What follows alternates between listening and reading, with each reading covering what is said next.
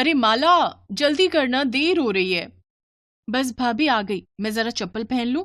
जल्दी आ जा, नहीं तो तेरे भैया गुस्सा करेंगे। आ गई भाभी। भाभी, आज साइकिल पर पीछे मैं बैठूंगी। अच्छा दादी, और मैं कहाँ बैठूंगी? आप आगे बैठ जाओ ना, जैसे मैं बैठती हूँ। हट पगली, साइकिल पर आगे छोटे बच्चे बैठते हैं, बड़े नहीं। ये कहानी है माला और सरिता की। माला और किशन भाई बहन थे। कुछ साल पहले एक हादसे में माला के माता पिता की मौत हो गई। तभी से किशन ने माला की सारी जिम्मेदारी उठा ली। माला को माँ और भाभी का प्यार मिले, इसलिए किशन ने सरिता से शादी कर ली। सरिता ने भी माला को अपनी बेटी ही मान लिया। वो माला पर जान छिड़कती थी। उस दिन किशन, माला और सरिता गांव में ही एक शादी में जा रहे थे। फिर शादी में खाना खाते हुए, भाभी, ये दुल्हन ने क्या पहना हुआ है? ये लहंगा है। अब तेरे पास भी तो है वो हरा वाला।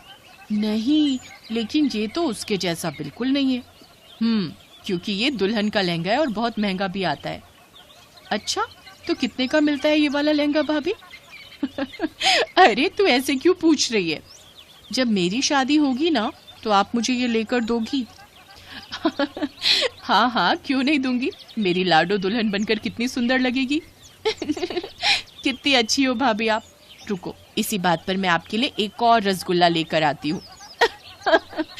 अच्छा, चंट कहीं की। माला और सरिता जिस शादी में गए थे, वो गांव के जमींदार की बेटी की शादी थी। जमींदार के पास पैसों की कमी तो थी नहीं, इसलिए उसने अपनी बेटी के लिए शहर से बहुत ही महंगा ब्राइडल लहंगा सिलवाया था। पर यह बात छोटी माला को कहाँ समझ आती, लेकिन सरिता के दिमाग में ये बात घर कर गई थी। घर लौटते हुए साइकिल के आगे बैठी माला अपने भैया के साथ ढेर सारी बातें करती रही, और साइकिल पर पीछे बैठी सरिता बस यही हिसाब लगा रही थी कि उसे हर महीने कितने पैसे जोड़ने होंगे, ताकि माला की शादी तक वो उसके लिए एक अच्छा लहंगा खरीद सके। वक्त गुजरता गया और फिर एक दिन, डॉक्टर साहब, वो ठीक तो है ना? इन्हें सांप ने काटा है, जहर काफी फैल गया है। हमें इन्हें बचाने के लिए शहर से कुछ इंजेक्शंस मंगाने पड़ेंगे। आप एक काम करिए, 15,000 रुपए जितना जल्दी हो सके काउंटर पर जमा करा दीजिए। किशन जब खेतों में काम कर रहा था, तभी उसे एक जहरीले सांप ने काट लिया था। उसके साथ ही उसे अस्पताल तो ले आए, लेकिन डॉक्टर ने ऐसी बात कह दी थी जिसके बाद सरिता सोच में पड़ गई। सरिता के पास पैसे थे, मगर वो उसने माला के लहंगे के लिए बचा कर रखे थे। लेकिन इस वक्त किशन का इलाज ज्यादा जरूरी था। सरिता ने सारे पैसे अस्पताल में जमा कर दिए। इस तरह किशन की जान तो बच गई, लेकिन वो पहले से बहुत कमजोर हो गया। फिर डॉक्टर ने सरिता से कहा, देखिए, इनकी जान तो बच गई है, लेकिन 3-4 महीने इनसे कोई भारी काम मत करवाना, ये झेल नहीं पाएंगे। इनकी सेवा करो और खूब खिलाई पिलाई भी करनी होगी। जी डॉक्टर साहब। उस दिन से सरिता पर घर चलाने की पूरी जिम्मेदारी आ गई। हालांकि अच्छी बात यह थी कि अब माला जवान हो गई थी, तो माला घर का काम देखती और सरिता बाहर जाकर एक फैक्ट्री में काम करने लगी। तभी एक दिन फैक्ट्री से लौटते हुए माला को रास्ते में एक बहुत बड़ी दर्जी की दुकान दिखी, जिसके बाहर बड़े सुंदर लहंगे टंगे हुए थे। सरिता जानती थी कि वो लहंगे बहुत महंगे होंगे और वो उसे खरीद नहीं पाएगी, लेकिन तभी उसे कुछ सूझा। नमस्ते सेठ जी। नमस्ते नमस्ते, बताओ क्या चाहिए? नहीं सेठ जी, मैं कुछ खरीदने नहीं आई हूँ, मैं तो काम मांगने आई हूँ। अच्छा, वैसे मेरे यहाँ एक मशीन खाली तो है। तुम्हें सिलाई आती है? आती तो नहीं है सेठ जी, पर राम कसम बहुत मेहनत करूंगी, जल्दी से जल्दी सीख लूंगी। चाहे तो मुझे आप पैसे मत देना, बस बढ़िया लहंगा सिलना सिखा देना। सरिता की आंखों में सच्चाई देखकर सेठ ने उसे काम पर रख लिया। अगले ही दिन से सरिता उस दुकान के काबिल दर्जियों से सिलाई सीखने लगी। वो सिलाई के काम के साथ साथ दुकान की साफ सफाई भी करती। उसकी मेहनत से सेठ बहुत खुश था। फिर ठीक 1 महीने बाद, हाँ भाई सरिता, कुछ सीखा तुमने? आज 1 महीना हो गया तुम्हें? जी सेठ जी, देखिए ये मैंने सिला है। सरिता के हाथों में एक बहुत ही प्यारा लहंगा था। उस लहंगे को देखकर सेठ बहुत खुश हुआ और फिर कुछ सोचकर बोला, सरिता, ये तो बहुत बढ़िया है, मगर इसमें कढ़ाई का काम थोड़ा कम होना चाहिए था। उससे क्या होता है कि एक तो तुम्हारी मेहनत भी कम लगती और हम इसे थोड़ा सस्ता भी बेच सकते थे, और दूसरी बात कि डिजाइन भी खिलकर आता। जी, मैं आगे से ध्यान रखूंगी। ऐसे ही मेहनत करती रहो, और ये लो तुम्हारी पहली पगार। इतना कहकर सेठ ने सरिता के हाथों में 10,000 रुपए रख दिए। सरिता को इसकी उम्मीद नहीं थी। उसने फौरन घर के लिए ढेर सारा राशन खरीद लिया। इधर किशन भी अब ठीक हो चुका था और अपने काम पर भी जाने लगा। इस बीच माला की शादी तय हो गई, लेकिन माला जानती थी कि उसके भाई भाभी कितनी मुश्किलों से घर का खर्च चला रहे थे। उसकी बचपन से बस एक ही ख्वाहिश थी कि वो अपनी शादी में बढ़िया लहंगा पहने, लेकिन बचपन की जिद को जवानी की समझदारी ने दबा दिया। उसने अपना मन मार लिया और किसी से कुछ नहीं कहा। ऐसे ही कुछ और वक्त बीता और फिर माला की शादी का दिन भी आ गया। माला, माला, दरवाजा खोल जल्दी। जी भाभी। देखो भाभी, ये साड़ी मुझ पर जच रही है ना? सुंदर लग रही हूं ना? अरे पगली, इतनी बड़ी भी नहीं हुई कि अपनी भाभी से कुछ छुपा पाए। सेठ जी अंदर आ जाइए, ये है मेरी गुड़िया। शादी बहुत बहुत मुबारक हो बेटी। शुक्रिया सेठ जी। खुश रहो, और ये लो, ये तुम्हारी भाभी की तरफ से तुम्हारे लिए तोहफा। माला ने फौरन उस थैले को खोला तो उसमें बहुत ही खूबसूरत लहंगा था। माला कुछ न कह सकी, वो बस सरिता की तरफ देखकर रोई जा रही थी। और फिर, तुम्हें पता है बेटी, तुम शादी में बढ़िया लहंगा पहन सको, इसके लिए तुम्हारी भाभी ने मेरी दुकान पर काम करना शुरू किया। दिन रात सिलाई का काम सीखा और फिर हर रोज थोड़ा थोड़ा करके इसने अपने हाथों से तुम्हारे लिए ये लहंगा सिला है। पर सेठ जी, आपके बिना ये मुमकिन ना हो पाता। अरे मैंने तो सिर्फ तुम्हें कपड़ा दिया, लेकिन तुमने अपना सब कुछ दे दिया इसमें। ये लहंगा सच में अनमोल है। मुझे नहीं पता कि इस गांव में इतना महंगा लहंगा आज तक किसी दुल्हन ने पहना है कि नहीं। नहीं पहना होगा सेठ जी, क्योंकि किसी भी दुल्हन के पास इतना प्यार करने वाली माँ जैसी भाभी थोड़ी ही होगी। भाभी।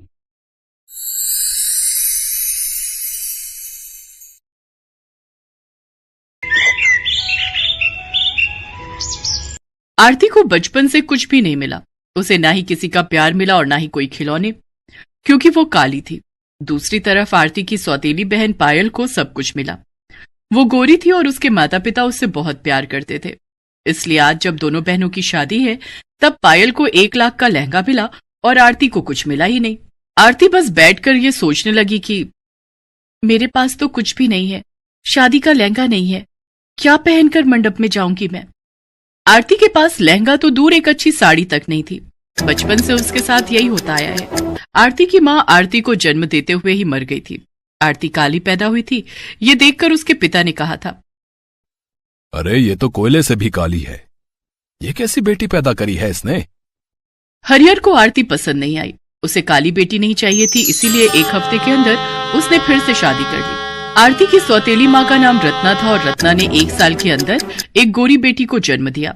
हरिहर की खुशी का ठिकाना नहीं रहा। अरे ये हुई ना बात, बेटी हो तो गोरी हो, काली तो कुतिया भी होती है। हरिहर ने उसका नाम पायल रखा और पायल को माँ बाप दोनों का प्यार मिलने लगा। आरती को मिला तो सिर्फ और सिर्फ घृणा। उसकी सौतेली माँ उससे कहती थी, तेरा मुंह देखकर मेरी भूख मर जाती है, खाने के समय मेरे सामने मत आया कर। रत्ना, हरिहर और पायल एक साथ एक परिवार की तरह इकट्ठे बैठकर खाते थे, लेकिन आरती को वहां जगह नहीं मिलती थी। उसे रसोई में बैठकर खाना पड़ता था, वो भी सूखे चावल। खाना खाते हुए आरती हर रोज रोते हुए अपनी माँ को याद करती थी। माँ, आप मुझे अपने साथ लेकर क्यों नहीं गई? माँ, मैं आपके पास आना चाहती हूँ।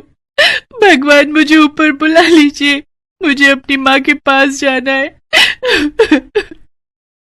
एक तो सौतेली, ऊपर से काली। ऐसी लड़कियों के नसीब में सिर्फ और सिर्फ दुख, दर्द और पीड़ा ही लिखा हुआ है।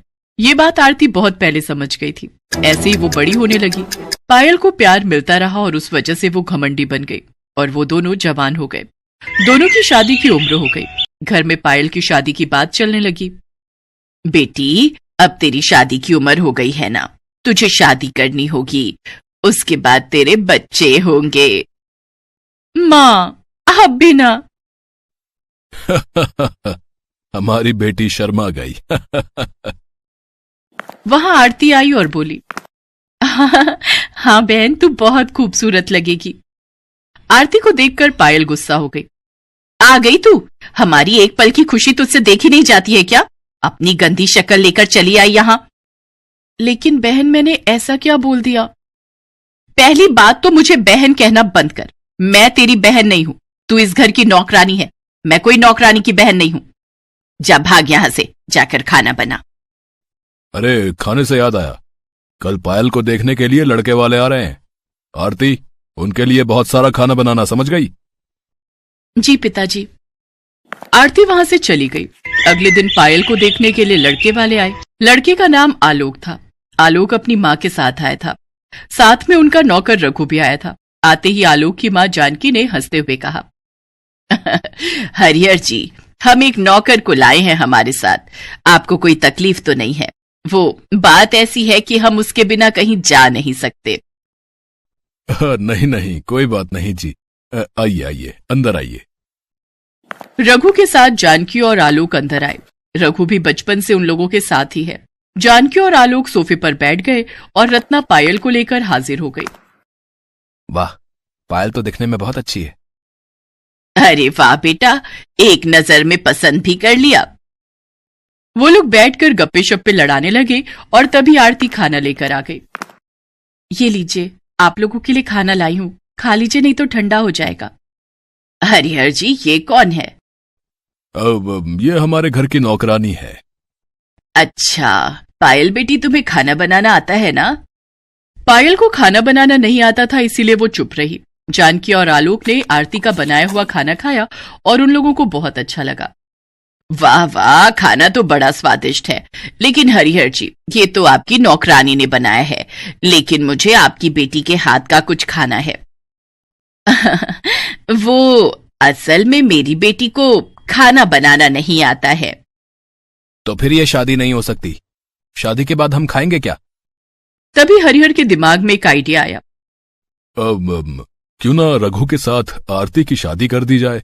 आरती भी आपके ही घर में चली जाएगी और हर रोज खाना बनाकर खिलाएगी। सभी शादी के लिए मान गए। आरती और रघु से किसी ने एक बार भी नहीं पूछा। हरिहर ने एक तीर से दो निशाने मार दिए। दहेज के बिना आरती की शादी नहीं होने वाली थी, लेकिन अब आरती को विदा करने के लिए हरिहर को एक्स्ट्रा पैसे खर्च करने की जरूरत नहीं पड़ेगी। शादी का दिन नजदीक आने लगा और पायल ने 1 लाख का लहंगा खरीद लिया। आरती ने कहा, पिताजी, मेरे लिए लहंगा नहीं खरीदा आप लोगों ने? तू लहंगा पहनकर क्या करेगी? नौकरानी को लहंगा पहनना है, हाँ? सभी ने हंसते हुए आरती की बात को टाल दिया, लेकिन आरती को पता था कि शादी जिंदगी में सिर्फ एक ही बार होती है। मुझे भी लहंगा चाहिए। 1000 का लहंगा हो तो भी चलेगा। तेरे लिए 1 रुपया भी खर्च नहीं करूंगा मैं। पता नहीं कहां से आ गई तू। तुझे तो अफ्रीका के जंगलों में होना चाहिए था। और ऐसे ही शादी का दिन आ गया। पायल लहंगा पहनकर तैयार होने लगी, लेकिन आरती के पास पहनने के लिए कुछ भी नहीं था। वो अपनी माँ की फोटो के सामने खड़ी होकर रोने लगी। माँ, क्या ऐसे शादी होगी मेरी? न लहंगा न अच्छे कपड़े। यहाँ क्यों रख के गई मुझे माँ? उत्तर दो माँ, उत्तर दो। तभी अचानक से आरती को उसकी माँ की आवाज सुनाई दी, जैसे कि आकाशवाणी हो रही हो। बेटी, मैं तेरी माँ हूं। तेरे बारे में तो मुझे सोचना ही पड़ेगा।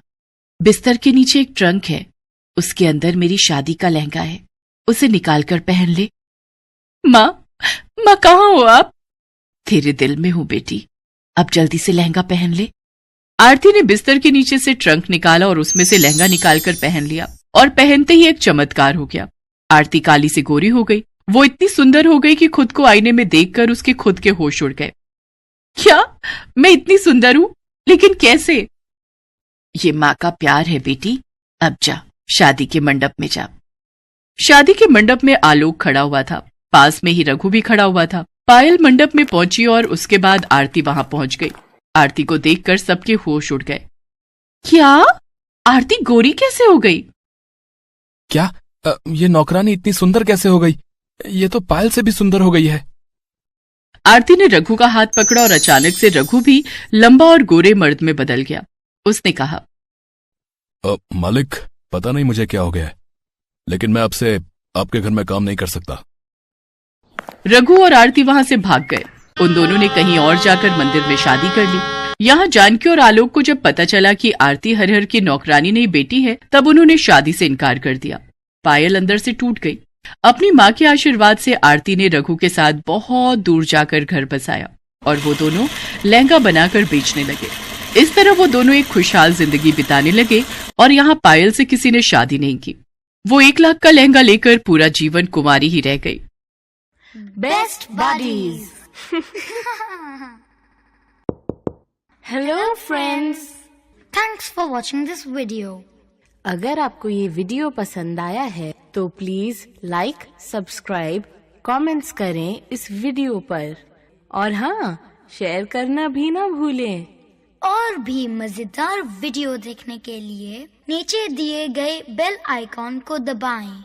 देखते रहिए बेस्ट बडीज।